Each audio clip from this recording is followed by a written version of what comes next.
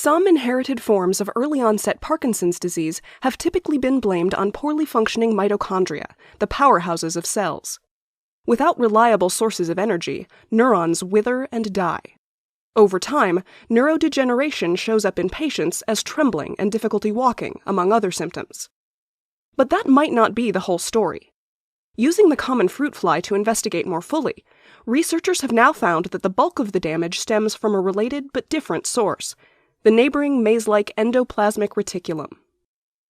The endoplasmic reticulum, or ER, has the important job of folding proteins so that they can do the vast majority of work within cells. Misfolded proteins are dangerous, and cells often treat them as garbage, halting protein production if there are too many of them. While this system is protective, it also stalls the manufacture of vital proteins, and eventually, this will kill neurons.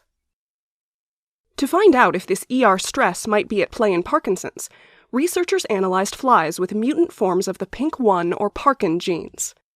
These mutations are already known to starve neurons of energy by preventing the disposal of defective mitochondria. PINK1 and parkin are also mutated in humans and result in hereditary versions of the disease. Much like Parkinson's patients, flies with either mutation move more slowly and have weakened muscles. The insects struggle to fly.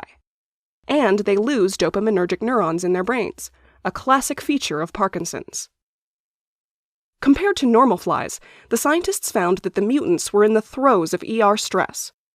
The flies were not putting proteins together as quickly as their regular peers, and they had elevated levels of the protein-folding chaperone BIP, a telltale sign of stress. But what triggers the ER stress? One function of PINK1 and parkin is to help degrade mitofusin, a protein that tethers the endoplasmic reticulum to mitochondria. Mutant flies have an abundance of this protein, so perhaps the ER stress is related to extra tethering to the defective powerhouses. Indeed, when the researchers looked at the mutants, they had more of their mitochondria attached to the ER than normal flies. These contacts are not good for brains. Mutant flies, which have more of them, have fewer dopaminergic neurons. Reducing the number of contacts, though, can prevent that loss. When scientists experimentally lowered the amount of mitofusin in the mutants, the number of contacts fell, and the neuron number jumped back up. It also kept the fly's muscles healthy, even though the mitochondria themselves were still defective. The results suggest that the neurodegeneration in Parkinson's is a result of ER stress rather than a general failure of the mitochondria. In fact, the scientists were able to prevent neurodegeneration in mutant flies not only by reducing mitofusin, but also with chemicals that block the effects of ER stress.